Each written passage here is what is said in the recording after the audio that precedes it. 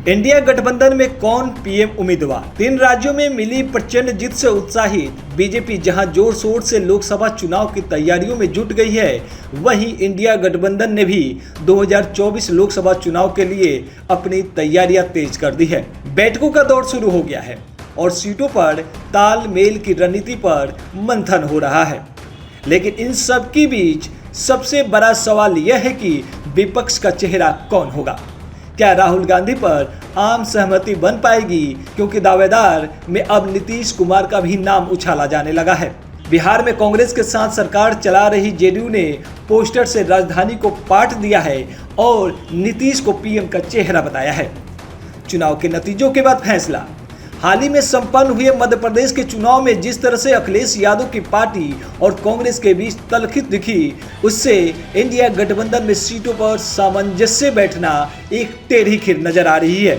ऐसे में इंडिया गठबंधन चेहरे के फैसले पर कोई रुख अख्तियार नहीं कर रहा है, क्योंकि आशंका सता रही है कि कहीं चुनाव के ऐलान से पहले ही विपक्ष का गठबंधन धराशाही न हो जाए। बीजेपी को हराना आसान नहीं। प्रधानमंत्री मोदी के जिस तरह से लोकप्रियता बढ़ी है, उससे भी विरोधी खेमा घबराया हुआ है। मोदी की गारंटी वाली गाड़ी को अपार जन समर्थन मिल रहा है और इंडिया गठबंधन ये समझ गया है कि किसी अकेले के लिए बीजेपी को हराना मुश्किल ही नहीं, इस वक्त नामुमकिन नजर आ रहा है। इंडिया गठबंधन के तमाम दल एक बार फिर सक्रिय हो गए हैं और मंथन तेज हो चला है। चुनावी मोड में आई बीजेपी।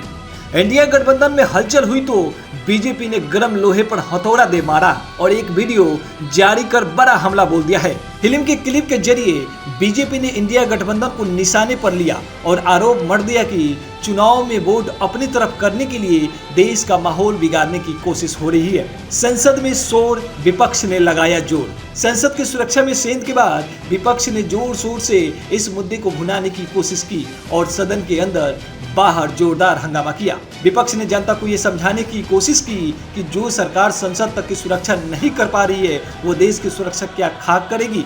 साथ ही जनता तक ये संदेश देने की भी कोशिश हुई कि देश का युवा आक्रोशित है। लेकिन बीजेपी ने अपनी रणनीति के तहत विपक्ष के इस बड़े प्रहार को बखूबी हैंडल किया और तो और हंगामा करने वाली कई विपक्षी सांसद निलंबित कर दिए गए। तानाशाही सरकार का तमगा देने की कोशिश। विपक्ष अब सरकार पर आरोप लगा रहा है कि सरकार तानाशाही कर रही है।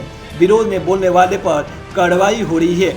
बीजेपी सत्ता का इस्तेमाल कर विपक्षी सांसदों को फंसा रही है। मतलब दोनों तरफ से चुनावी बिगुल बच चुका है और आरोप प्रत्यारोप का दौर शुरू हो गया है। कौन सही कौन गलत, जनता करेगी तय।